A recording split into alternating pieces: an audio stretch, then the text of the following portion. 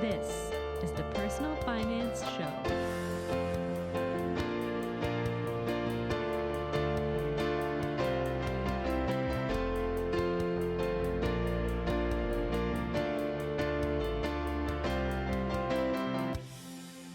Hello, welcome to the Personal Finance Show. I'm Bo Humphreys, and today I am here with Sean Cooper. Sean Cooper is a senior pension analyst. He's a personal finance writer and a money coach, and now he's the author of a book called Burn Your Mortgage. Sean saved his butt off for years to build up a $170,000 down payment for his $425,000 house, and then over the next 3 years and 2 months, Sean paid off the remaining $255,000 mortgage and actually burned his mortgage papers. Hi, Sean. Welcome. Hi, Bo. It's great to be here. So, Sean, I heard that actually burning your mortgage papers was not the easiest thing to do.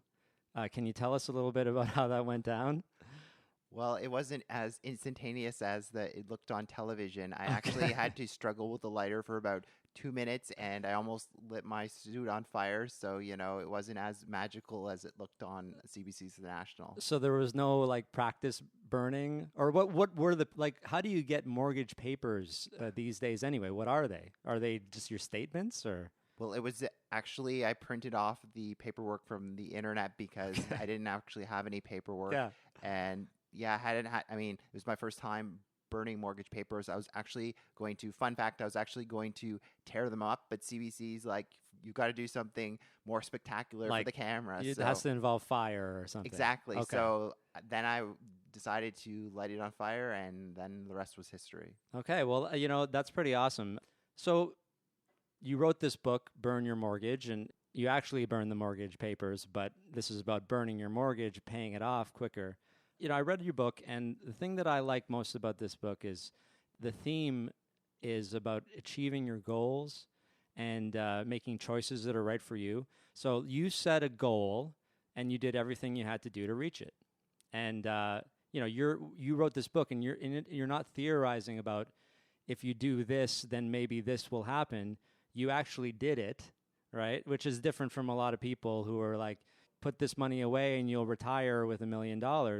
It's a kind of a different thing when you're talking about something you actually did, and even quicker than most people would do it. So this book has a lot of great stuff into it, which we'll get into, but the underlying theme is goal setting. So I guess the first question is, how did you get so good at setting goals and then obviously achieving them?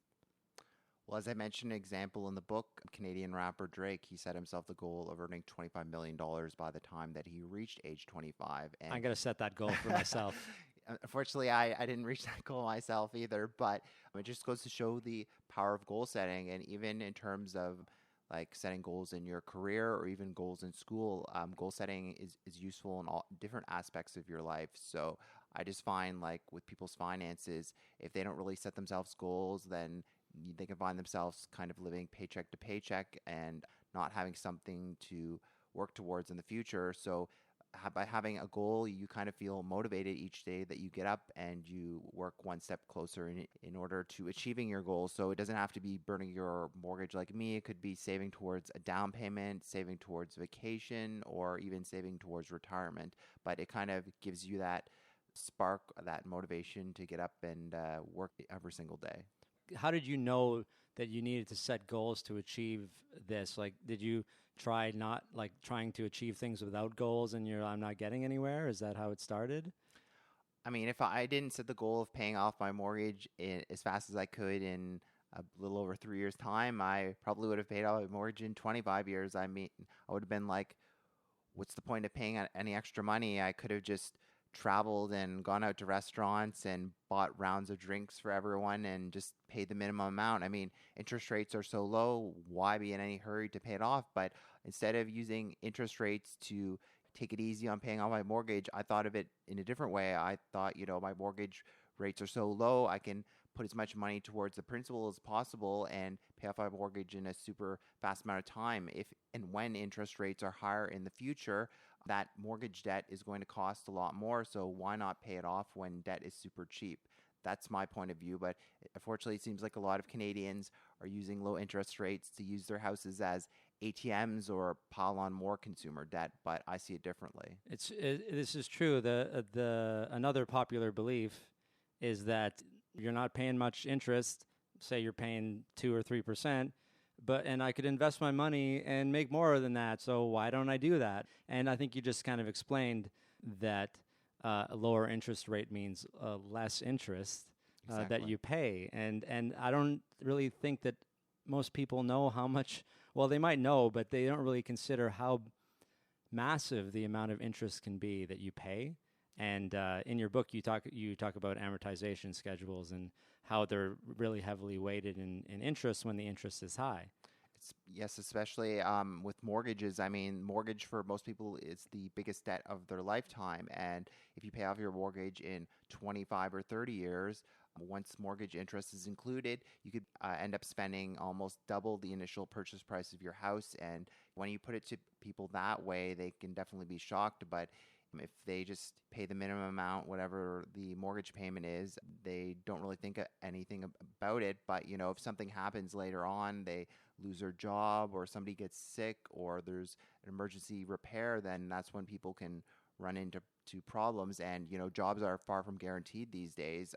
Precarious employment is the new norm. Bill Morneau, I guess, caught some flack for saying millennials should get used to job churn, but it's true. It's true. For me, I wanted to get rid of my mortgage as soon as possible because, to be honest, I don't know whether I'll wake up tomorrow and find out my job is being sent overseas. It's a really good point because we're taught all of this stuff by our parents, and our parents grew up in a world where you get a job, a 9 to 5 for 40 years, and you pay off your house during that time, and then you get a pension, and then everyone's happy. Mm-hmm. But that doesn't exist anymore. The 9 to 5, it still exists, but it's going away, right?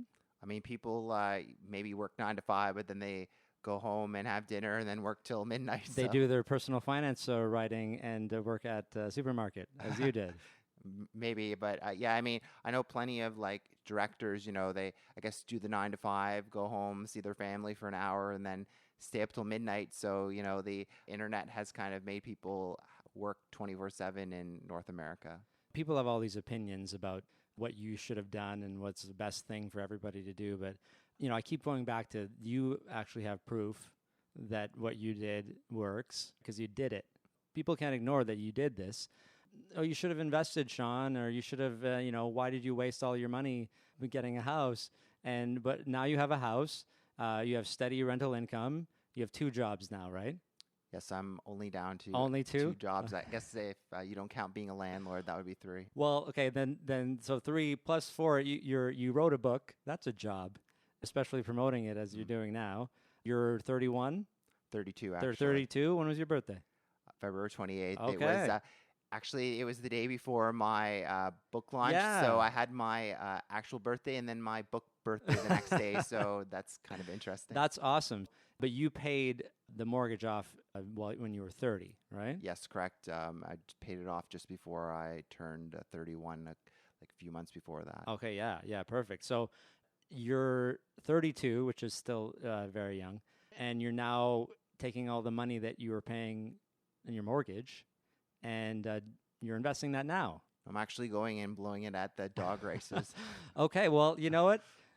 Kudos to you, because you can do whatever you want now. But Exactly. But in all seriousness, you are investing it, I'm sure. Yes. So what I talk about in my book is the first step in achieving financial freedom is a paid off house. But if all your money and net worth is in your house, it's hard to have any money to spend if you ever want to retire one day. So I'm taking that cash flow that I was putting towards my mortgage because I'm used to putting that money aside, and I'm splitting it between my tax-free savings account and my RSP because I'm already used to saving money and I need some money to eventually retire. So might as well do that. And you got tons of contribution room, I'm sure, Plenty from of all room. of the work that you've done.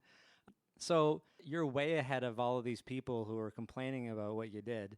So who cares about them, right? It doesn't matter what they say. Everyone will just try to crap all over your goals and your dreams because they're not theirs. Everyone thinks they know what's right for other people without even asking them what it is that they want. You wanted a house, and now you have a house and tons of cash flow. Congratulations to you.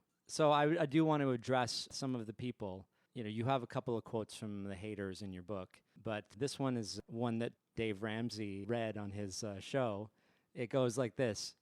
I'm not particularly happy for him. I pity him. He's a model victim of a deranged cultural ethos that elevates work and money and possessions above all. He's relieved that his house, where he barely lives, is paid off. Great, but is he satisfied with any other aspect of his life? How could he be? When has he had time to be? So, Sean, tell us the truth, the real truth. Are you just a miserable person who hates his life because he was forced into paying off his mortgage quickly? Like, why do you care so much about owning your home if you don't spend any time in it, according to this guy? How does this internet stranger know you so well? It's funny. I've gotten a lot of comments like that. Another favorite one of mine was, what am I going to do next? Sell one of my kidneys and buy a car? And why are these things so extreme to these people? Just you had a goal and you worked towards it. I think it's just because of the whole mentality of Canadians these days of piling on as much debt as possible. And the millennial generation has only ever known low interest rates. I mean, we've grown up at a time when it's super cheap to borrow money. So a lot of people are like, why should I be in any hurry to pay down debt? And a lot of people don't understand the way debt or interest works because, of course, there's not really like mandatory financial literacy in a lot of provinces. No, so there isn't. people just kind of learn about credit cards the first time when they go to college or university during Frosh Week and they see the kiosk there and they get like a nice mug or a t-shirt and then they're like, oh, the minimum payment is so affordable. And then they don't realize how much interest they're paying. So I think I kind of, went at the opposite way that most people are going now. Like people are taking on a lot of debt, but I just decided to say enough is enough and I wanted to get rid of my debt as soon as possible. So I think that's kind of what irked people. And just to be clear, I'm not saying everyone should pay off their mortgage in 3 years. Kind of the message of my book is it's great to pay off your mortgage sooner than 25 years, and you don't necessarily have to give up all the things that you love in life. You can still enjoy your favorite things like your iPhone and your Starbucks. You don't have to go on a craft dinner diet or anything like that, but maybe have a look at how you're spending your money. Like, do you really need that premium cable package where you're only watching cable 1 hour a night? And do you really need those 2 cars sitting in the driveway when you barely use them at all? So it's just kind of getting people to look at the bigger picture of their finances. It's not telling everybody to live in the basement like me. No, it's true. Yeah. So Sean's book is, the whole thing is full of great tips, and even if you just read it for 5 minutes, you'll find 1 or 2 things that you can do to change. It doesn't even matter. You should buy this book if you're not even thinking about a house, because it has like ways to save money on things and all the things that he figured out when he was trying to achieve his goal, which a lot of us, wouldn't even think of. I'm going to talk about people a little bit more, the people who are questioning you, which, I mean, obviously, if you do anything good, people are going to think that it's somehow bad, The haters certainly came out of the woodworks, that's for sure. Oh, it's just, I really do like what Dave Ramsey did on his show, and he just ripped apart these haters. And he was so upset with everybody who was just hating on your... He was going to have a heart attack. He seemed pretty upset. He was almost so proud of you. And he said, as my grandmother would say, if you don't have anything nice to say, don't say it. But some people have trouble with the idea that it was even possible to pay off $255,000 in 3 years, no matter how many jobs you were working. So that's $85,000 a year. I have a few friends who work in the realm of mortgages, and they were wondering about your prepayment and payment doubling privileges, and they wondered if you didn't have to pay any penalties to do this so quickly. Can you give us a quick summary of how it was done? And was it $85,000 per year? And how much of that $85,000 was lump sum? Did you pay penalties? Sure. I mean, I don't have a photographic memory No, of but all just the in payments general. that I've made, Yeah. but I can tell you about kind of the strategy that I went about. So when I shop for my mortgage, and I talk about this in the book, I use a mortgage broker. I didn't just go to my local bank branch and just sign up for a mortgage there. Good I look idea. for, now, as I mentioned in the book as well, I look for a mortgage with features that I needed. For example, I wanted a mortgage, of course, with a low interest rate, but I also wanted one with flexible prepayment privileges because I knew that I wanted to pay it down sooner. And when you come, generally speaking, when you look at the big banks' mortgages, their prepayment privileges aren't really that generous. Some of them only let you make like a lump sum payment on your anniversary date. Like you can't make the payments throughout the year, but That's generally what I know, like in terms of my general knowledge about mortgages, that you can't put an extra $50,000 as far as I know. yeah, so with my lender that I went with, First National, they're like, I think the biggest non-bank lender in Canada. They were very flexible, so they allowed me to double up my payments, increase my payment by 15%, I believe, and also make up to 15% lump sum payments during the year. So I actually took advantage of all those prepayment privileges, Okay. and they actually accidentally let me prepay a bit too much, they told me, because I Okay. guess they had never seen somebody so ambitious to pay off their mortgage. But it was their mistake, not mine, so I Okay. didn't face any penalties. So they could have charged you a penalty for doing that. As I've read, if you pay too much according to the agreement, which then they will review later, they review the payments you make and But I guess they kind of got the revenge on me because the last mortgage payment was supposed to be a partial payment, and they took out the full payment, and then they made me jump through hoops to get the money back. Ah. So, they kind of got the revenge on me. Okay, well, but you did get that money back. Yes, I had to pay some sort of like mortgage, I guess, discharge fees and legal fees, and they took extra money away from me. So I'm like, why can't you just apply that towards the legal fees? But they're like, no, sorry, we can't do that. We have to like send you a check later on. But a bit of, I guess, asking to speak with the managers kind of got the situation resolved. So, Okay. don't give up when the customer service representatives say no. That's kind of my main message. of Yeah, the story. always try to negotiate or like ask for what you want. Exactly, because one interesting story, actually got an NSF charge because I had money coming out of my bank accounts and made all these prepayments, and too much came out. So not only did I get the NSF charge with my bank, First National, my lender, charged me a penalty because I didn't have enough for the mortgage payments, so I faced something like $160 in penalties. But Oh, wow. I phoned both of them up and kind of said, it's my first time making this mistake. Is there any way that you can waive it? And kind of said, when my mortgage comes up for renewal, like I might consider going with somebody else. I guess them not knowing I wasn't gonna ever have to renew my mortgage. You but- basically bamboozled them with that one. But yeah, they kind of waived the penalty, both them and my bank. So, it definitely doesn't hurt to, I guess, speak up for yourself. And as they say, the squeaky wheel gets the grease. Yeah, and I think it's a really good observation because, well, for a lot of big companies, it's difficult to get a hold of management or anybody who can do, like if you, Rogers is a good example.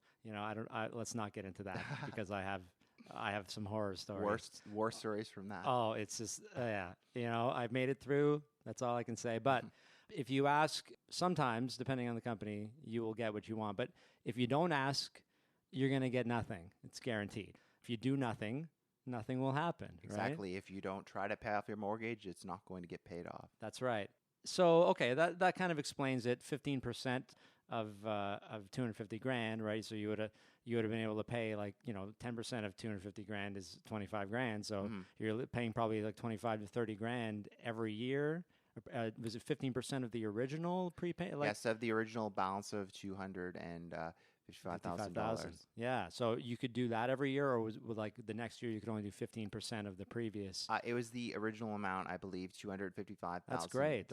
And working as a senior pension analyst, I mean, I wasn't earning six figures, but because I was also a personal finance journalist, money coach, worked at the supermarket, as well as a landlord, I was able to earn over six figures, and I was saving like as much money as I could. I didn't go on any extravagant vacations. I kind of, I guess the best vacations I went on was camping with my family, or maybe a weekend trip to Niagara Falls, because I just kind of buckled down and wanted to save as much as possible. I was going to ask you about that. So people think that they need to spend a lot of money to have fun, and so everyone's first assumption is you had absolutely no fun during all of this time. The time that it took you to save the money when you're being basically your whole life. You've never had any fun. So you're just talking about camping. What else would you do to entertain yourself? Well, first thing first, I mean, I don't think a certain amount of money necessarily makes you happy. I mean, there have been studies that have shown that as long as you have a basic amount of money to have shelter and food and water and all that, you can be happy. And I've heard stories from some of my friends who've traveled all around the world, and even people in third world countries seem happier than the people in North America, and they have barely anything at all. It's true. We assume that they're not happy because of maybe their living situation is different than ours, but we don't know. You ask them, they're probably okay. And I mean, I don't think necessarily spending money and going out to restaurants and all that will make you happy. I mean, I think it's mostly about, the company that you keep, the friends and family that you hang around. And in terms of spending money, if you hang around people that like to spend tons of money, well, guess what? You're probably going to spend a lot of money. So my best advice would be find people who, I guess, have maybe similar spending habits or aren't necessarily like spendthrifts, and share some similar viewpoints to you, because I had people who were supportive of my goal to pay off my mortgage. They weren't, second guessing me every day and saying I was wasting my life. They cheered me on along the way. And you can even use the analogy, like if you're going to the gym, it's great to have a workout buddy to kind of keep you motivated. And same with me, I kind of had my friends and family as cheerleaders to cheer me on as I set this crazy goal of paying off my mortgage in 3 years. That's really good. You're really fortunate to have people like that in your life, and I think that this applies to anybody who is trying to do something different or change their life, because I have a history with addiction. I've been very open about my past, and the worst thing would be if you're trying to do something positive to be around people who are negative, because you'll be able to do it, but it's much harder and it takes much more willpower to do it. And the more that it's against the grain of normal society, as you're working all these jobs and paying down your mortgage very quickly, is apparently against what society wants, because otherwise everybody would be writing books like this, right? Wouldn't they? Burning mortgages. They would be burning mortgages all across the country, and maybe they will, and let's hope that they do. Let's start a movement here. But I mean, just the fact that you got so much coverage and you're able to write this, at your age, is not something everybody is doing, and so people really resist that, and so to have people to rally around you is really good and positive, and I think everybody should have that. Sometimes you have to change your life to do that. I want to talk a little about regrets and sacrifice. I don't like the word regrets. Neither do I. Let's replace it with kittens or a nicer word. Exactly. I like it. But, because one of the things, if you're in addiction recovery, is the first thing you have to get over is any regrets. If you hold on to regrets, you'll never move forward. Famous philosopher Drew Barrymore said, "I never regret anything, because every little detail of your life is what made you into who you are in the end." And I agree with Drew. I believe that you should live the life that you choose with no apologies. All your choices may not work out, but as long as you learn from those choices, you come out an improved person. So people like to ask you if you have any regrets. I've listened to a couple of interviews, and that it comes up. I think that people ask this question when they feel like you made choices that they wouldn't make. And so what they're actually asking you is, so that thing you did, which is obviously a really bad decision, do you realize now that you totally went about it the wrong way? And do you see now that you should have done that thing like everyone else does it and not be weird? Please tell the world that you feel bad about the choices you made, so that everyone listening can justify to themselves why they didn't do what you did. And I really believe that. I think asking someone if they have regrets, what is it really supposed to be doing? What are you trying to find out? And I just, so you obviously you think regrets is a bad word, but I'm just hoping you don't have any. Well, I mean, as they say, hindsight is 2020, and looking back, perhaps I could have paid off my mortgage over 5 or 6 years and had more fun. But I like living in, the here and the now, the present moment. Absolutely. And in the present moment, I don't have a mortgage, and I've achieved financial freedom, as I say in my book. And it's all about figuring out why you're doing something like this, like why you're paying off your mortgage. If the banks on TV just tell you to put money towards your RSP, but you can't really picture like what financial freedom is going to look like for you, then it's not really going to resonate with you. But once you have that goal, once you have that picture in your mind of exactly what financial freedom is going to be, whether it's relaxing on a beach, volunteering, or taking a less stressful job, that's kind of what motivates you at the end of the day. So for me, I can travel as much as I want. I can work fewer hours. I can spend time with family and friends, and that's what really matters to me at the end of the day. So maybe I had regrets during a week that I was working like 100 hours, but Sure. right now I never have to do that again unless I want to. And I think that's a really good outlook, because if you were just like, I wasted my life, like, I mean, how could you? And why would people think that you did? You made this choice, and sometimes regrets, like you could say, like, if you have mental health issues and things happen to you, maybe you didn't make those choices, so you might regret that, but or something that was out of your control, or something you did was a mistake, but you were conscious of all of the things you were doing, and it was all very intentional.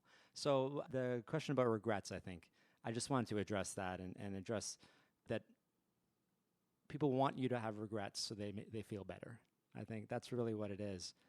And then along with that goes sacrifice. The word sacrifice, it originally meant to offer or kill an animal, person, or possession for a divine or supernatural reason. It makes me think of that Creed song, My Sacrifice. That's right. I'll play it at the end. How about that? Sounds good. But the definition of sacrifice has become the act of giving up something valued for the sake of something else regarded as more important or worthy. And so people, you, in essence, gave up one thing for something you felt was more important, right? You gave up the apparently thing that 20-some-year-olds do and go have bottle service, which I mean, I'm glad I never did. But in essence, that's what you gave up. But people call it a sacrifice. Like people call like, I didn't get to go to McDonald's because I didn't have the money and I had to stay home and make my own dinner, a sacrifice. And I think like it's just ridiculous. Like let's really not use this word anymore for that. And do you feel like you made any sacrifices? In a simple word, no. I mean, this is something that I wanted to do, and I mean, I certainly, I guess, sacrificed certain things like time, but at the end of the day, I worked hard for 3 years, and now I have the rest of my life to enjoy. So I kind of saw it as short-term pain for long-term gain. And as I told you previously, I kind of live in the moment. So the past is the past, and I'm not going to think about that anymore. It might have seemed like pain at the time, probably. At some points, as you said. I certainly don't enjoy waking up at 5 a.m. and writing. No, if you have to, right? Like, I mean, if you feel like you have to meet deadlines, I'm sure it can be a little bit painful. I'm a slacker now. I wake up at like 6:30. Yeah, that's terrible. But I want to talk about the other bits of your book. So I like the concept of lifestyle inflation and forced savings. Those are really interesting parts of your book that you talk about. Can you talk a little bit about lifestyle inflation, or what it is, and how you're able to avoid it, making all the money that you did? Sure. So lifestyle inflation essentially is you see your neighbors drive away and see the shiny car and then hear about all their great travel adventures, and then you kind of feel compelled to spend to keep up with them. I guess the old saying, keeping up with the Joneses, has been replaced with keeping up with the Kardashians. So yeah. You definitely feel some pressure. And even I remember going to school when I was younger, hearing about all the amazing trips that other children were going on, like Disney World, or I don't know where else, like South America. And my parents would go to like Kingston, Ontario, and that or Yorkdale Mall. Yorkdale Mall was our idea of a vacation. So I definitely, kind of felt jealous back then. But then when I got older and wiser, I kind of thought, well, maybe they're going on all these great trips, but how are their parents actually paying for this stuff if the father's like working as a manager at McDonald's? It just didn't kind of add up. Add up, So, right? you can look, I guess, successful and wealthy from the outside, but it all depends on how you're paying for all this stuff. Somebody could have two BMWs in their driveway, but you don't know whether they own them or they're leasing them, or they're up to their ears in debt. They've taken out some massive home equity line of credit, and they have no equity in their house. So it all depends on how they paid for this stuff. And my main lesson from the book is stop comparing yourself to other people, because it's only going to end up make you feel pressure to spend, and just kind of be happy with where you are in your life right now, because there's always going to be someone more successful and looks like they're having a better life than you. So why make yourself unhappy? Just kind of be happy with what you've achieved personally, and stop looking at other people, because you're just going to be disappointed in the end. Yeah, I really, and this is throughout the book, I like this theme of, be yourself, and, just own it. Everybody thinks you should be like them, and maybe you're not like them. Maybe you're you. And I think that's really important. Everybody has their own style and everything that they want. And if you think, I need this new car because person at work or person in my life has the car, their situation is different. And no matter, why do you want to be like them? But just case in point, if you don't have a vehicle, it can be a deal breaker with some girls. So, just keep that in mind.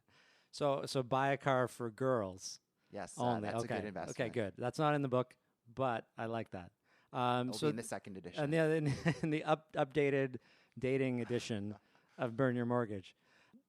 So the other concept that I like is forced savings. And I like to think that people can make a plan to save and stick to it, but I'm starting to accept that people maybe need some more incentive than just that. Like if they make a plan and they can't stick to it, what can they use to help them, right? So if someone has great cash flow but can't hold on to it, I'm going to flip this a little bit. Do you think that buying a house is a good way to help them not spend their money and at least build some kind of equity? If they've struggled for years to try to invest or save, maybe buying a house is their only way.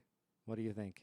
Well, as I mentioned in the book, you have to have your finances in order to buy a house. I mean, if you have a ton of consumer debt, then you're not really in the position to buy a house. But going back to the forced savings point, if we look at RSPs, for example, you're technically not forced to put money into your RSP. It's up to the individual about if they want to save money for retirement. And if we look at the stats, about less than a quarter of the population, 24% of people put even $1, put any money at all in their RSP. But I'm sure if everyone That's had so low.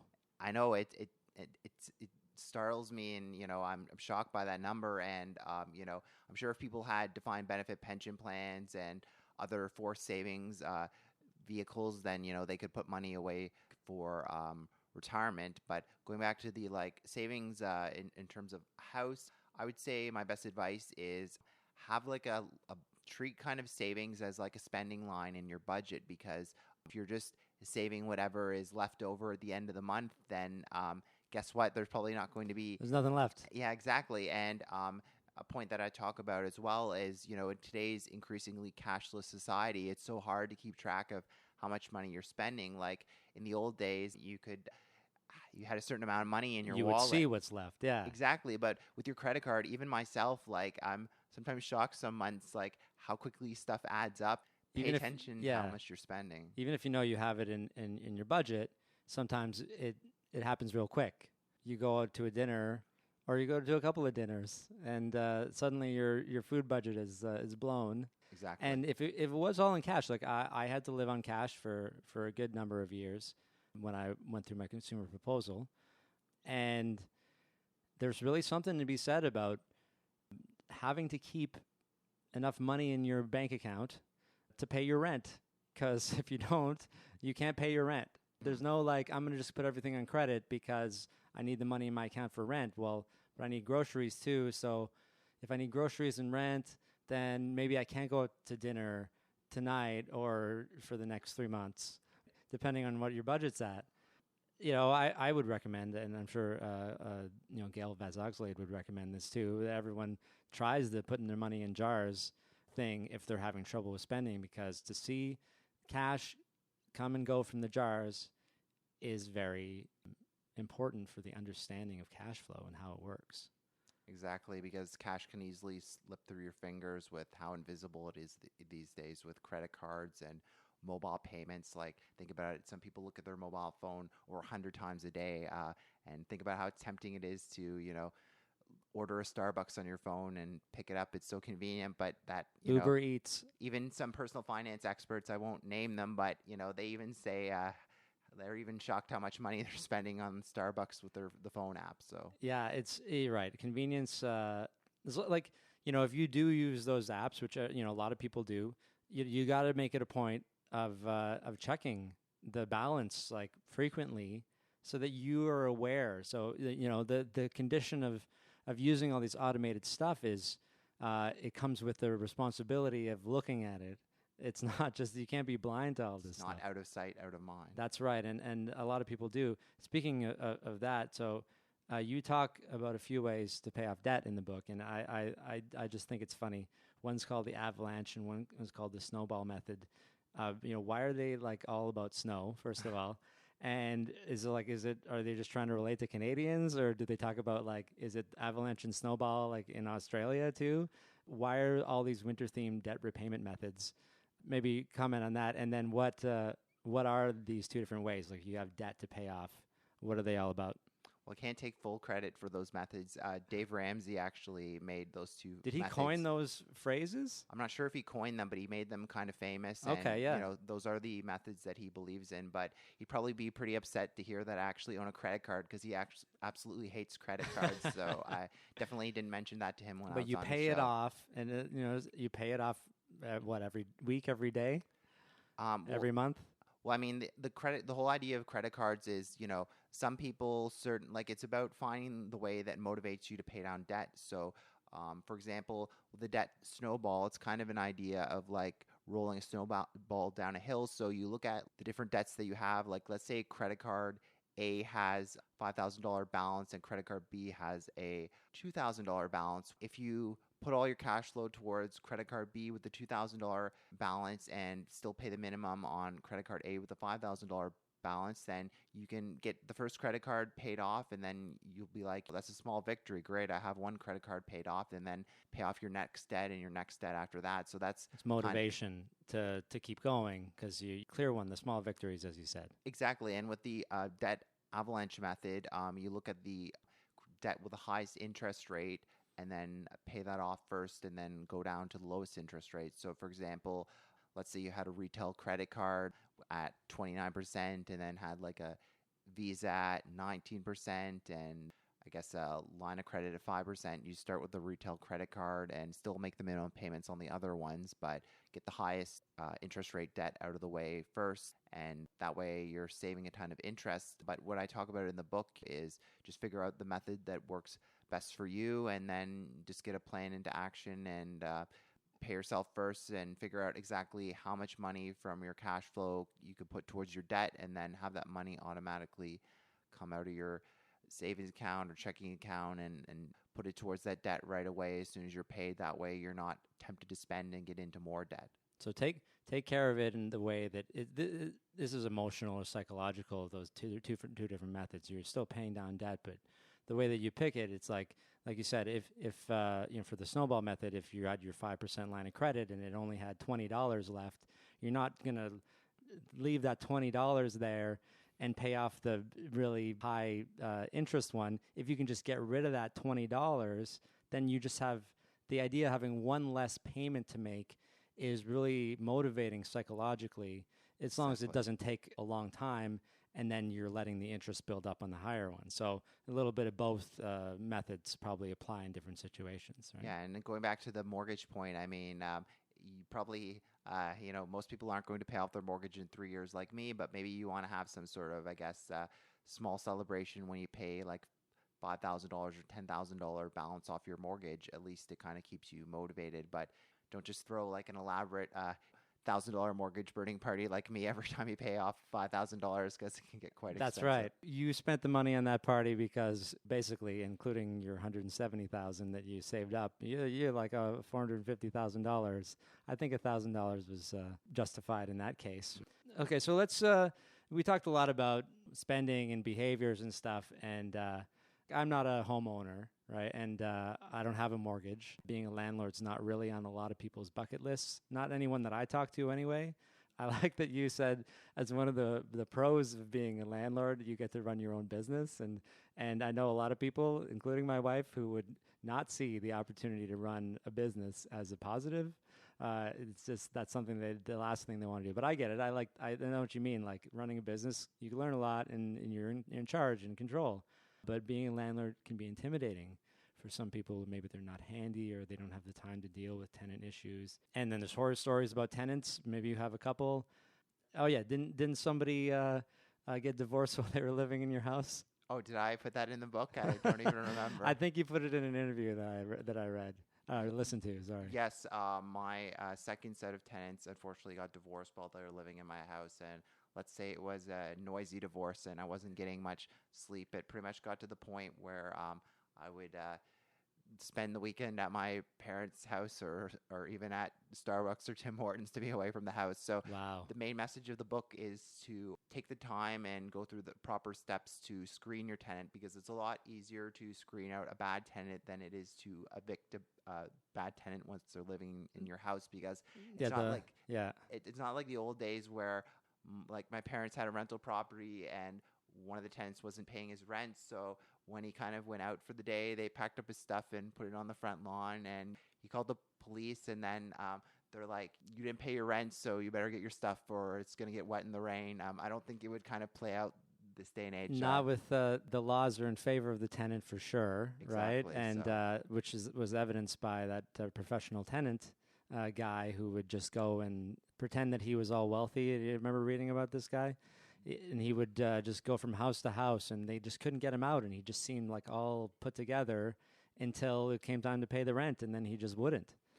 Yeah, and you have to think about motivation as a homeowner. Like, if you don't pay the mortgage, the bank's going to take away the house. But if the tenant doesn't pay the rent, I don't believe it ruins their credit rating or anything. It's just going to make the landlord angry. And as we mentioned earlier, tenants have all sorts of rights. So your tenant's probably going to put the rent at the lowest priority of all their debts. Like, they're probably going to pay off their credit card and all their other debt sooner, because that's going to hurt their credit score at the end of the day. That's a good point. That a mortgage payment is on the top of the list for the landlord to pay, but the rental income is on the bottom of the list for the renter, because as you said, now that's for now that it doesn't affect their credit rating. But in my interview with Dwello, they are changing the credit score reporting. And rent is going to be a big part of that. So it's about time. I mean, I'm looking forward to that. Maybe some tenants will think twice about paying their rent late. If there was a record of, imagine you could look at the last 20 years of somebody paying rent, and maybe a couple of times wouldn't bother you, but if they were like a 6-month period every 5 years they didn't pay rent, that's red flags no matter how high their credit rating is, and then hopefully it wouldn't be high if they had those blips in there. Just another thing to help the landlord. And speaking of screening your tenants, I remember it's so important to actually like phone the references in the previous landlords. Maybe not the current landlord they're with, because they might be a bad tenant and the landlord might say like nice stuff just to get them out of the property. But definitely phone like the last 2 or 3 landlords and do your fact checking, because one tenant seemed great on paper. When I met her, she seemed great, but then when I phoned like her previous landlord, he's like, oh, she always paid the rent late. She hasn't even given her notice, and she did like thousands of dollars of damage to the property. So that's certainly. But she put him as a reference, though. Yes. But because she had to, it was the last landlord, or like that was her choice to tell. I mean, it was the last landlord. She could have just, I guess, put one of her friends Honestly, and lied, but she probably should have. But, she was pressing me to know, why I didn't really want her as a tenant, and I didn't tell her, but, she probably... Why do you think? Yeah, I mean, she should probably think twice before doing thousands of dollars worth of damage and expecting a good reference. Yeah, I mean, I hope people at least learn from that. I was wondering, what do your tenants think about having a landlord who lives in the basement, first of all, and is probably younger than them, I'm guessing. Yes. And is famous for paying off his mortgage. Well, I've tried to keep it a secret from them, but you can't really much now. TV crews coming by my house is kind of impossible. That's a little bit of a tip-off.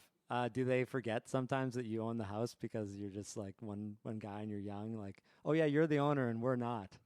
I mean, it's great for them because, it's like they own a house themselves. And, In a way, right? nobody is the wiser. And I'm not really at my house very often. So, they can enjoy the house like it's their own. But they're definitely very considerate tenants. And I'm happy to have them. I mean, they're like dream tenants. They've been there over 2 years. And they're Yeah, that's lucky. They're nice and considerate. I mean, they have a newborn child, and I guess it was their child was making a bit of noise, like a bit of noise from crying, and they apologize for that. But if I go back to my tenants before that, they were screaming and having all sorts of noise at like 6 a.m. on a Saturday. So it all depends on who you pick as tenants. And in my opinion, it's good to pick tenants that have similar personalities to you, because if you're the type that That's right. likes quiet activities like working on the computer or reading, and your tenants are always entertaining and throwing parties, I think you're probably going to be at odds with each other, especially if you're a landlord like living on the property and you're crazy like me and you live in the basement. That's right. Well, and you also talk about, I did read some of the parts about the houses, even though I don't have one, about ways to soundproof. And, there's simple ways to keep the noise from the top from getting into the bottom without spending a lot of money. So people, if they're worried about noise, look into that. Like I said, especially about this place that I live in right now, the only thing that comes through is the ventilation. You can't stop the air from coming through, and it's all connected to everybody else who has air in the house anyway. And if you don't feel like spending $10,000 in soundproofing, there's always earplugs from Walmart. You can get them for like $5, That's right. I think. That's a simple solution to somebody partying a bit too late. Do they worry that you're going to give them 60 days notice now that the house is paid for? That you're going to like move into the top? After the story aired, they actually like sent me an email and said, are you going to move upstairs or anything? And I'm like, what? Eventually, probably though, right? I'm not sure. I mean, Who knows? I'd like to eventually, but for me, I'm living on my own now, and upstairs there's 3 bedrooms, 2 bathrooms, and why would I need all that space? And I'm never home. Like, not now. From a cash flow perspective, it just doesn't make sense to live upstairs. Like I talk about, like I wrote a blog post, like Canadians have the 3rd largest houses in the world behind Australians and Americans. People are obsessed with big houses. So really, still big here, right? Yeah, and real estate is so expensive in Toronto, and I'm happy with my like modest bungalow. People are asking me, when are you going to sell your house and get an even bigger house? But this house is plenty big, and it's actually you only need the basement right now. Yeah, and in the basement, they make it like seem like a dungeon, but it's actually like 1,100 square feet, like bigger than most condos in downtown That Toronto. is pretty big. So I lived in basements for a lot of my 20s, actually probably all of my 20s. And they were probably more like 400 to 600 square feet, if not less than that. This is a 3-bedroom bungalow, a spacious bungalow in, in the suburb area of Toronto. So it's pretty nice, hardwood floors and fireplace. It's not like, And the basement's all developed as well. Yes, I mean, and luckily I didn't have to renovate anything myself. It was already done, so it was like a dream house for me. That's good, because people talk about conditions on the offer. You have 3 sections in the book. The first one is about the ways to change your life so you can achieve your goals, right? And we talked about that a lot. The second is how to buy a house. And the third is what to do when you have the house. In so many words, those are the 3 sections. Mm-hmm. My favorite things from the second part is buying too much house, needs versus wants, and then conditions. And I just read that people are not getting as many home inspections anymore because that will make them not get the house. Is that happening? Yes, definitely. I mean, my sister works as a real estate agent, so I kind of hear about what's going on in the real estate market. But I believe I talk about it in the book.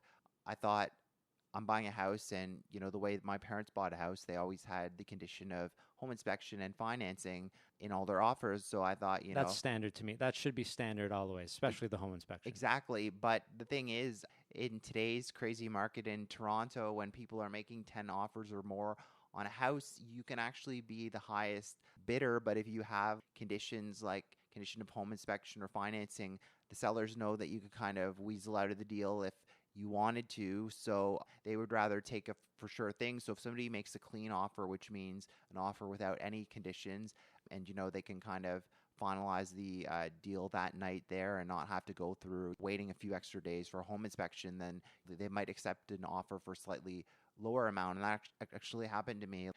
I think I offered $5,000 over somebody else, and I had the two conditions of financing and home inspection, and this was a really nice house, and I would have been happy in it. But my real estate agent was like, you have to keep all these conditions in. You're a first-time home buyer. You should have these conditions in to protect yourself. But I ended up losing out on the house, and I was disappointed on that, and I ended up going with another real estate agent. But that's not to say you should go in with a clean offer. There are other options. For example, a trend in Toronto and other housing markets is that sellers are actually like paying for a home inspection themselves instead of the buyer, so that I like that, because they see it as buyers like know that independent third party home inspector looked at the house and looked at the issues with it, and they can kind of go in like and make offers with more confidence. And there might be some people where they see there's a ton of offers and they don't want to like pay for a home inspection in advance and have no guarantee of getting the property, and that will likely lead to fewer like offers on the property. So yeah, that's definitely a trend with sellers these days. And if you don't want to have the condition of financing, get pre-approved for a mortgage, and that way you can kind of at least have some peace of mind knowing that the chances are your mortgage is going to be approved. Yeah, that one makes sense to me. That people want people who have financing already. It just the inspection thing just kind of throws me off, because so you get this house because you didn't have the inspection in there, and then you find that you have to have a $20,000 cost to fix something that probably should have been fixed by the seller before they sold it, right? But then again, there are a lot of great home inspectors out there like Mike Holmes and other people, but in a lot of provinces, it's an unregulated industry, so you really have to do your homework when hiring a home inspector, because you can pretty much do like a weekend course and call yourself a home inspector. I mean, if I wanted to open my own home inspection company tomorrow, I could that's good do to it, know. even though I have no background and I can barely fix a light switch myself. So it's not just that there is a home inspection. Make sure it's a home inspection that is trusted. To address those two other things, the concept of buying too much house, you talk about that a lot, and I think that that's a big deal too. You said we have the third largest houses. I mean, Texas probably has the largest ones because everything's big in Texas, right? What does that mean? What does buying too much house mean, and why are people doing it? Okay, so the idea of buying too much house is, let's say you go and get pre-approved for a mortgage like I recommend in my book, and then the bank says, oh, you can go out and spend, let's say, up to $800,000 on a house, but the keywords are up to. Most people don't crunch the numbers and see exactly how expensive the carrying costs will be of the house. So besides, like if you're not a homeowner, you might not know this, but besides the mortgage payments, you're also going to have to pay utility costs, property taxes, home insurance, and houses aren't cheap. They tend to have issues like you have to get the roof repaired, your furnace might break down. Like my furnace just broke down a couple weeks ago. I had to spend $1,300 out of the blue. So there's always an ongoing list of expenses. And if you buy too much house, you can find yourself house rich and cash poor with no money to save, let alone have fun. So your house can feel like a prison with your mortgage as a life sentence. And if you can never travel or go out to restaurants, I'm sure your spouse isn't going to be very happy. So it's probably not a good thing for your marriage either. That's right. I mean, when we did look at houses, I took the Rate Hub calculator, which I really like, but it really kind of adds up. And I think in certain situations, we were left with like $100 left every month. And that's assuming, I guess, nothing goes wrong. Well, I mean, obviously we had some contingencies in there for the things that go wrong, but maybe just the regular things, as you said. But to just have like, oh, okay, good, we just made it. That's not a good way to live. And you're living that way for the next, I guess, 25 years. Yeah, according to the amortization, absolutely. Let's hope you have a job for life, a gold-plated government pension. Right. Why do we enter into these contracts to pay these things for 25 years when we have no idea, right, what's going to happen? Exactly. Some people call a mortgage a life sentence, and that's the idea of my book, ending the life sentence and enjoying that financial freedom while you're still young enough to be able to travel and you're not old and gray. No offense to those people. No, but you're right. I mean, you don't know if you're going to get sick or what's going to happen to you. Like some people plan to work forever. Like my father said he was going to, work until 75 or older. But then he got injured one day on the job. He was a Canada Post letter carrier, and he broke his ankle, and that was at age 57. And now, like, he is disabled and has Parkinson's disease, and he definitely can't work anymore. So, he had that idea of working forever, but fortunately he has a great government pension plan, but he definitely couldn't have foreseen all that stuff happening. So it definitely goes to show that don't make the assumption that you can work forever. And going back to houses, don't assume house prices will go up forever either, because, a lot of people are banking on the fact that homes will keep going up at this crazy rate. But we could probably have a whole other interview just about that. Along with buying too much house goes needs versus wants. And I think people actually have no idea what the difference is between those two things. Like, nobody needs granite or marble countertops. That's not a need. Floors. What you need is a countertop that when you cut things on it, it doesn't collapse or is not jello. That's all. Those are the basic needs for a countertop. I believe an example I used in the book was my friend Patricia wouldn't step foot inside a house unless it had hardwood floors or granite countertops. And I changed her name just to kind of be nice to her. But I know some people who, won't step foot inside a house unless, it has certain things that people considered luxuries 50 years ago. But, today some people consider a need. I mean, my parents, when they bought their first house, they couldn't even afford furniture. So they were using like cardboard boxes as like tables. I mean, makeshift tables. I mean, I wouldn't recommend doing that myself, but just goes to show how people are so obsessed with owning stuff these days. And it's fine, right? Like, if you want something, for sure, don't take a house that has stuff that you hate. But if you're going and looking at houses and nothing ever works out for you and it's all stuff outside of your range, maybe you have to adjust a little bit. And I think people have a lot of trouble with that. I think everyone just goes out with this dream, and who's telling them that they can have all of this all at once? You can't have everything all at once, somebody said. I mean, I don't mean to dump on the baby boomers, but I think a lot It's of their fault. I mean, everyone loves to insult the baby boomers, but I think they've kind of raised these millennial children with these grand dreams of owning these amazing houses. Like, they've grown up at home, and then I guess their millennial children are kind of shocked when all they can afford is some shoebox condo, and they don't have any hope of buying, this 3,000 square foot house or whatnot. But it's you're kind of a reality millennial. shock. Why aren't you like this? Why don't you have these crazy dreams in your head? I mean, you got the house that you wanted, but it was based in reality. Mhm. It's not a $1 million house in downtown Toronto, right? It's a $500,000 house outside of Toronto, like on the outskirts, right? Scarborough, right? I kind of have stricken that word from my Oh, I see. vocabulary, Okay. but technically, yes. Yes. So, but Toronto, yeah, Mhm. close enough. You still you're biking to work, right? Yes, I bought my house, and I wanted to be able to commute in to work by biking every day. So it's a 45-minute bike ride from my house to my work. Yeah. So you're close enough. So what gave you this reality dose that people don't have?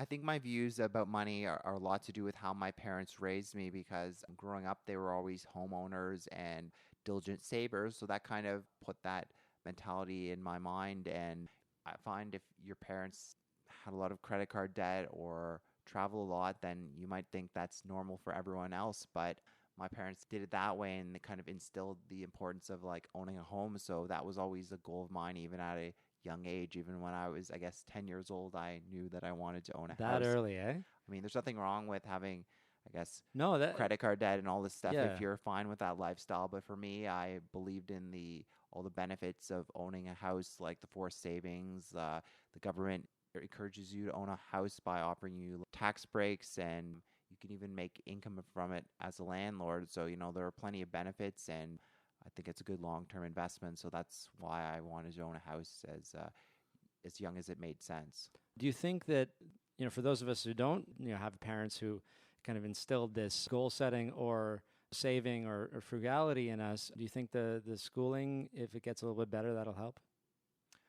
Definitely. I mean, I don't even know if they teach you like home ec anymore. I don't think they teach you how to cook or iron or do any of that stuff. Yeah, like what's happening?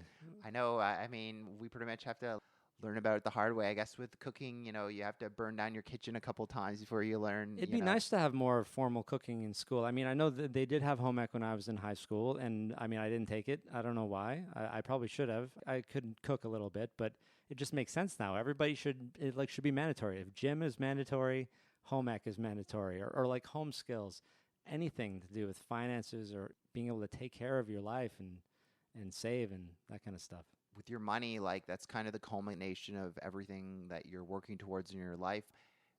If you work hard and you have no money to show because you don't understand basic stuff like budgeting, then that's unfortunate. I mean, I don't think everybody should have to go through a bad experience with a credit card before learning, gosh, I should pay more than the minimum payment. I mean, I think people should be educated and understand stuff like minimum payments and how compounding of interest works and other stuff, because you don't want to learn about it the hard way when you realize from reading your credit card statement it's going to take you 15 years to pay off your credit card balance if you only pay the minimum balance. It's a tough lesson to learn. I mean, I learned it not because of just general misunderstanding, because of a gambling addiction, unfortunately, but it still is tough to learn about that you shouldn't have 7 credit cards, which I did. Probably more at one time in my life. Wow. Yeah, it was a pretty bad time, and but I learned a lot. And the only upside to having gone through all that, and to anyone who learns it the hard way, is that you never do it again. But we wouldn't wish that on anybody. You learn from it, but you don't want to have to go through it. Well, I have a lot of other things to talk to you about, but we're probably good to leave it here because you have a lot of great stuff in this book, and I could go on forever. But we don't want to give away all the good stuff. No, that's it. So like, there's so many other great things in Sean's book. He actually has a really good section about side hustles, which everybody should have one. Look up selling plasma, because I think it's only in other provinces, right? Yes, not in Ontario. Ontario. Yeah, okay, but I did find it. If you're in New Brunswick and Saskatchewan, you can sell your plasma. Wisconsin as well, but that's not in Canada. That's not, yeah. If you just need a little bit extra money, there are many, many ways, and it comes down to just wanting to do these things. If you think that you can't do them because of some sort of work model, like you can only have one job, or you don't know how to do that, or what will people think, just try to let go of that stuff, because if you don't want it, fine. But if you want something, you should be able to do what you need to do to get there, like Sean did. So thanks so much, Sean. I really enjoyed this, and thanks for coming here. My pleasure. Hopefully you'll have a big mortgage burning party yourself one day, and I'll bring the champagne for you.